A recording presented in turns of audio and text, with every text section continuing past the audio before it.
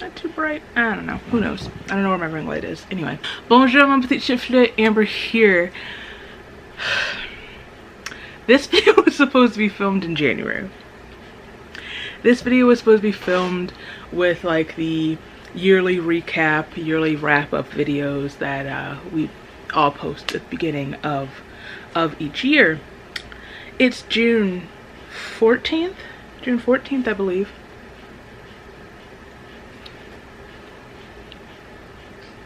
So anyway, let's just go back in our time machine and pretend that it's January. I would love it to be January right now, actually, because this heat is on my nerves. Anywho, so what I wanted to do, I wanted, as well as recapping my best and worst reads of the year and going over my anticipated releases and anticipated reads of the upcoming year, I also wanted to talk about series a little bit. Plural. We know I'm a big series girl. I'm always starting a series. I'm always trying to work my way through a series. This year, as well as last year, one of my main goals of the year was to complete at least 3 series. I don't know why that matters if I'm always starting something new and just adding on to the list. Neither here nor there. Sorry, Basement Yard fans know where the rest of that, where my brain went. Neither here nor there, folks. Damn, dude, talk that talk. Anyway, so that being said, I don't remember what I just said, but that being said, I wanted to quickly do a little bit of a series check-in, let you know where I'm at series-wise, or where I was in January, and where I was hoping to go and am going in 2026, right? So I have it written down. I wrote it down in January because I had every intention of...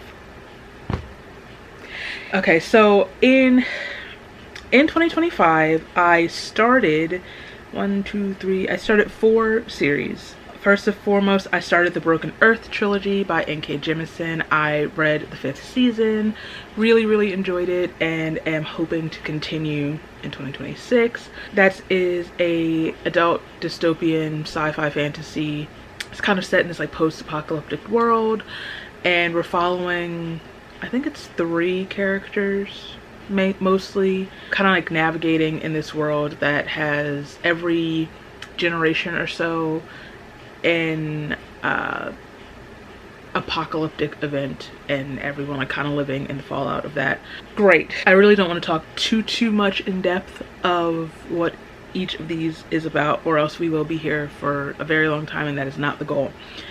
Okay, so the next technically isn't a series, but I loop them all together because they're by the same author, and I have like 3 of them, and I kind of think of them as a series when I'm thinking of working through them.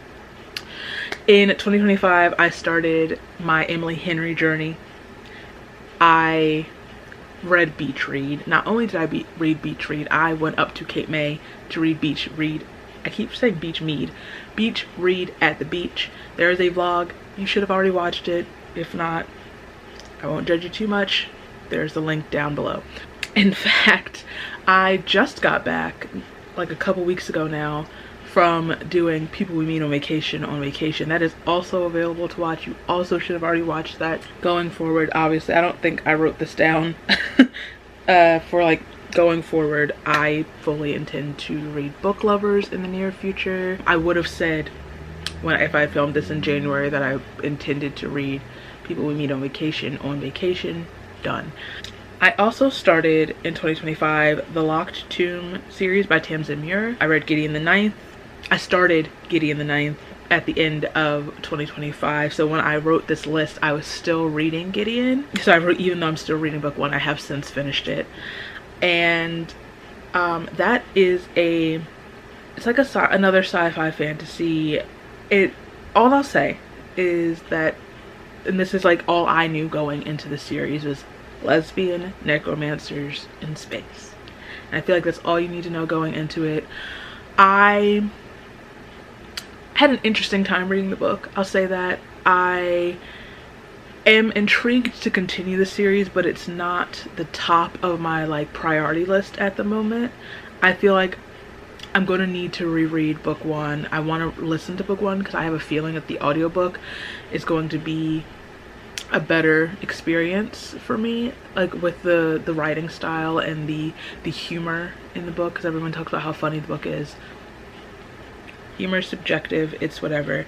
I started the Sworn Soldier series by T. Kingfisher with, oh my god, I can never remember the name of this book.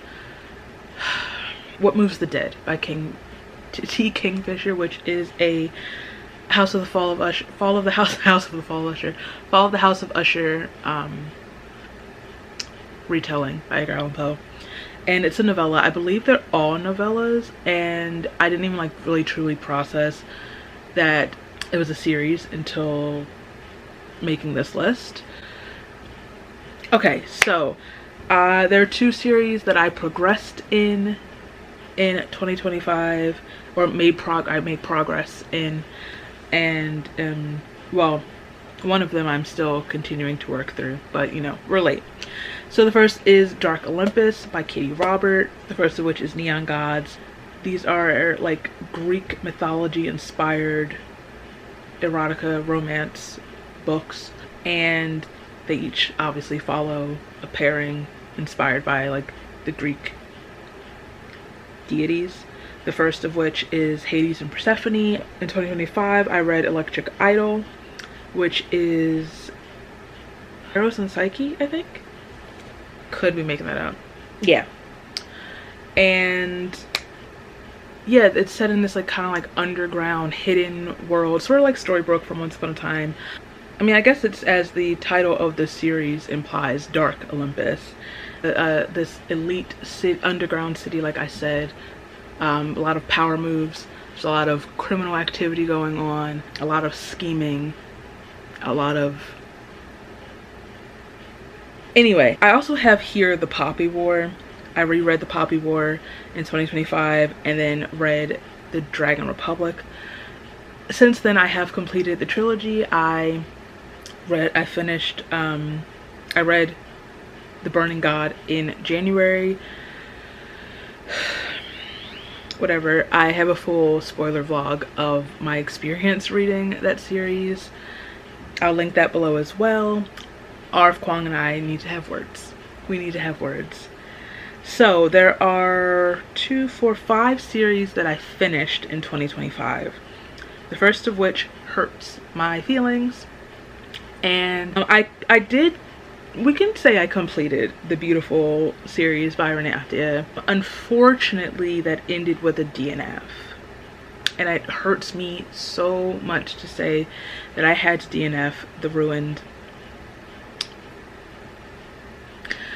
The Beautiful series is this, is it adult or is it YA? I think it's adult, like a kind of like new adult, I don't know, whatever, series. It follows Celine, well, the first 2 books follow Celine and Sebastian. Celine arrives to New Orleans and like at the turn of the century from Paris. She is escaping this, she's trying to run away from her past. She ends up falling in with the Quid Lion, this sort of like underground group of supernaturals in New Orleans. This is a vampire story. It's kind of like kicking off the vampire resurgence that we are still in. And I absolutely loved the first book, The Beautiful and the Damned. I loved following Celine and Sebastian. And going into The Righteous, I wasn't mad at the way the story turned, the twist that or the new paths that the story was taking. I was interested to see how it would play out. I should have left that interest right on the porch, because the last book just didn't even feel like Renee. I said, I believe when I talked about it, I think I did talk about it in my worst books of 2025, I think duologies, that's Renee's bag, that is her strong suit, and the series should have been a duology, because those 2 books were... Anyway, I also finished the Eternal Love series by Celestine Martin. I really rarely, when I talk about series and whatnot, I never seem to include romance series for some reason. The first of this series is Wishful Thinking, which I talk about all the time that I got that book in Anchorage. I was going through it in Anchorage, Alaska, and we were in Fred Meyer, which is like kind of like Walmart of Alaska, and I don't know where else Fred Meyer exists. And I was, you know, panicking in the market, all panic, no disco, and I just found the book section and this book was on sale, and I was like, oh my god, this sounds so good. It's like a witchy romance. It's set in on the Jersey Shore. I'm like, oh my god, it's almost, not completely, a little piece of home when I'm stressed. My mom bought it for me, loved the book. Book 2, not so much. But book 3, Deja Brew, really brought it back to where I needed to be. I loved that book so much. I had such a good time with that book. So highly, highly recommend the first and the third of that series. Another series I actually started and finished in 2025, romance series, is the Lost and Found trilogy by Natasha Bishop, who is the author of Only for the Week, which we know is one of my favorite romance books. It's one of my favorite books. I love that book so much. And this is her first series, first trilogy. I really enjoyed it. But I really enjoy seeing like the growth in her writing. Between those books and Only for the Week, I have to read, I can't remember, with The Art of Loving You, which is, it just came out like a month or two ago, and the fact that I still don't have it and still haven't read it, hate crime. Of the Lost and Found trilogy, I think the third one is my favorite. It's between the second and the third one, where we found our heart and where we found our passion, I believe. I might be the other order. Anywho. Oh, okay, another romance series. This one I've been working on for a very long time. It's the Bromance Book Club by Alyssa K. Adams. And I finally read Very Merry Bromance in 2025. It wasn't awful. Might be, I don't know. It was fine. I'm just very glad to have finally completed the series. This is another one. My mom had like a tradition of buying me each of the books because she bought the first one. And I had been waiting. We've been like putting off getting the last one for whatever reason, but I finally got it and I finally read it and I finally checked that off. I'd had such an up and down kind of relationship and feelings about that series, so to just be done, I'm just like, bless. Finally started and finished the Earthseed duology by Octavia Butler, and we know I've not shut up about Parable of the Sower. That book changed something. Something has changed within me. Yeah.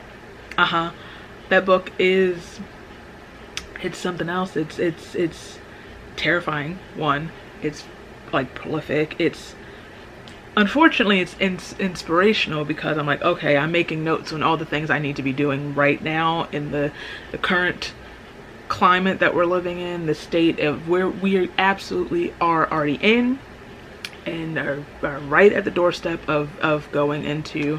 It is kind of really jarring to read that book living within the time period that it takes place in, especially considering that it came out in 1993. But I kind of demand that everybody reads that book. But like, who am I? I am the last person to arrive at this junction. What? Anyway, at the function. There we go. So 2026, hello, hi, we're already halfway through, but I have a list of series that I am prioritizing in 2026. Haven't started prioritizing. I have, I just have to, I'm still sorting things out. First of which is The Diviners by Libba Bray. I am fully intending to read, is Before the Devil Breaks You is book 2, right? Very soon. Maybe July, maybe August, who knows. I just have to get it. That's kind of like my problem with a lot of these. So I mentioned the Broken Earth trilogy. I am by N.K. Jemisin. I need to read The Obelisk Gate, probably right around the time of when I read Before the Devil Breaks You. I actually have spoiler vlogs for both of those series, so I really do want to like get through them so that those can go up and I can be finished with those. I need to finish The Little Thieves. I don't know if that's the actual title of the series, trilogy by Margaret Owen. Little Thieves, I think I read that in 2024. It was like a carryover from the end of 2023, beginning of 2024, and it was literally my favorite read of that year. Yeah, it was everything. Maybe it was 2023, 2022, whenever I read it, I couldn't stop thinking about it. Margaret Owen has not missed for me yet. I loved the Merciful Crow duology, and so I have no doubt that the rest of this series is going to be. That one is a Goose Girl retelling by the Brothers Grimm, and it's just fun. It's just, I don't know, it's just really like, it's so good, and it has like this gorgeous artwork by Margaret in the books. It follows Vanya, who, how do I describe this in a very short amount of time?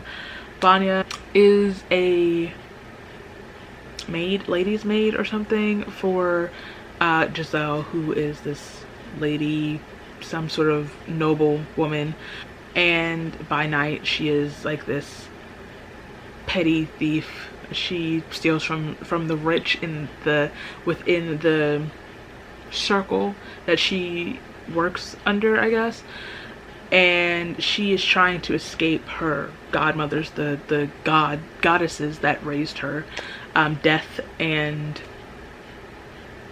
Time, is it? And her shenanigans catch up to her, and she becomes cursed, and she has essentially to the next full moon to right her wrongs before she herself fully turns into stone, essentially. And then there's this junior detective who's on the case, and I love him, and I just really can't wait to get back to these books. All right, let's try to speed through this. This year, one of my plans was to read a bit more middle grade. I love a middle grade every now and then. Again, I've been working my way through a series of Unfortunate Events reread and read, because I got like halfway through the series when I was like young, stopped reading them. It's a long story. I talk about it I'm filming a full series vlog for that as well, but I've talked about it a bunch of times why I stopped reading the book. But aside from that, I have started a couple of middle grade series, one of which is, what is the series called? Supernatural Investigations by B.B. Austin, the first of which is Amari and the Night Brothers, and I loved that book so much. That book was so good, it was so fun, and I've been needing to get back in that world. I've been needing to know where the rest of Amari, like where Amari's story goes and how it all plays out, how everything comes together. I always say that Amari, that series is like Legendborn's little cousin. Amari is Bree's little cousin, little sister. So if you love Legendborn, you'll love those books. Okay, so actually this one is I have been prioritizing. So I've been saying for years now that I need to get back to and finish The Mirror Visitor Quartet by Christelle Debeau. It is a French fantasy that kind of like takes place on multiple arcs, like floating arcs, and it follows Ophelia, who in the first book, she is this like kind of quiet, awkward, clumsy girl who somehow she has this power where she can read an object's past by touch, and like read about everyone who has touched the object. She, mostly I guess for her power, becomes engaged to Thorn, who is this treasurer on his family's arc. He is large and cold and imposing, and also very, very awkward, and they don't really hit it off in the beginning, and I don't know, it's just like a lot. It's very whimsical and fun, and I loved the first book so much. I can say I have, in 2026, I have read the second and third book, The Missing of Claire de Lune and The Memory of Babel. I have one book left to read, and then I will have completed it finally. I'm still having such a good time with this series. I love my little quirky French books. I love Thorn and Ophelia so much. The last book, the third book rather, I should say, I'm still kind of like really sorting out my feelings in comparison to how I feel about the first two books. We don't have time. We don't have the time. Anyway, finally, I need to read the final book. Well, okay, I'm gonna read it as I wrote it, and then we'll talk. The final book of Between Earth and Sky series by Rebecca Rowanhorse, first of which is Black Sun, which we know is one of my favorite books. The final book is Mirrored Heavens. I need to read the final book of The Witchlands by Susan Dennard, which we also know is one of my favorite series, and such an underrated series, the first of which is Truth Witch, and the final book is Witchlight, right? Yeah, it was that 7 books, I think. Truth Witch, Wind Witch, Sight Witch, Blood Witch, Witch Shadow, Witch Light. That's 6. 5.5. I love these series. I love Susan Dennard as an author.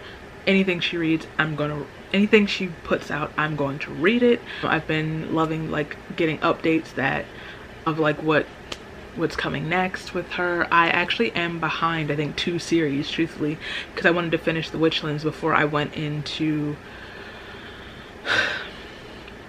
what's it called? I should know this because we did the Choose Your Own Adventure version on Twitter back in the day. The Luminaries. I have to catch up with that. I think The Executioners 3. I'm actually not sure if that's a series or a standalone. Either way. And then we have, she's doing a murder quartet coming up, which is like, I think these are adult books. Also, she also just announced that she's redoing the Something Strange and Deadly trilogy. Is it trilogy? Yeah. So I'm excited for that. And then I have to read the final book of the Fallen Gods trilogy by Hannah Kaner, the first of which is God Killer, which I loved a lot. The final book is Faithbreaker. I am excited to report that I am currently almost finished Mirrored Heavens. I have about like just over, I think, 100 pages left of Mirrored Heavens. And then right after that, I'm starting my reread of God Killer and Sunbringer so that I can read Faithbreaker, so I can check 2 of those 3 off in June. The Witchlands is going to be a little more difficult. I might have to push that over to 2027 because I am going to need to reread the whole series leading up to that. That was a mistake that I made with Witch Shadow. I hadn't brushed up on the series, and it kind of like took something away from my experience reading it. I don't think I was as immersed as I usually am. For all the previous books I've reread going in, so I'm going to have to, I think I'm going to listen to the audiobooks. That's usually my route of reread for a series, but that's going to take a minute. It's going to take a little bit of a minute. Finally, because I have gone over the time I hoped to do this in, I have a few series that I'm planning to start reading in 2026. Part of which why I have to force myself to do this video and the next one that I have to film now. The first of which is the Radiant Emperor duology by Shelley Parker Chan. So that's She Who Became the Sun and He Who, is it Drowned the Earth? I don't know. But I have She Who Became the Sun as a possibility for my final read of June. We'll see. I have a lot. I might be exhausted by the time I finish with the Fallen Gods books and might just read something lighter or nothing at all, truthfully. But I have it lined up as a possibility for June, so I wanted to get this out the way before I would have to admit like, oh no, I did that. So anyway, then I have The Scorched Throne by Shara Hashem. I think that is also a duology.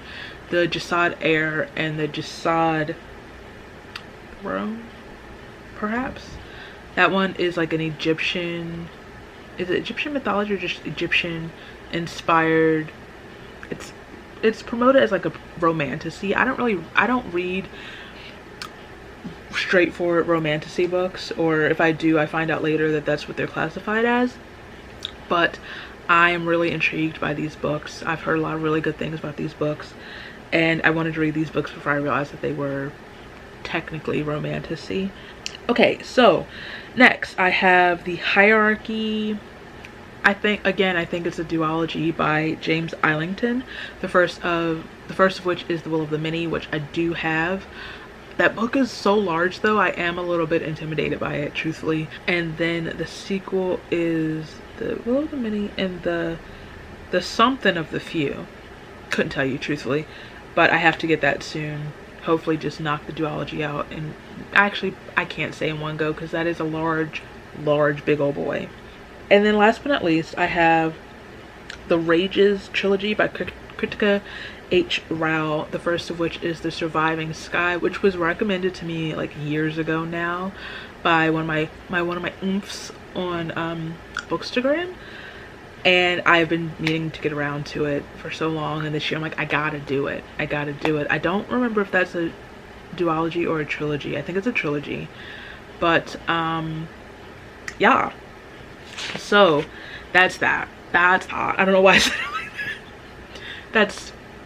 That's where I'm at with my my series at the moment. I have made more progress, like looking over what I wrote down in January and seeing the things I have kind of accomplished since then, now that it's June.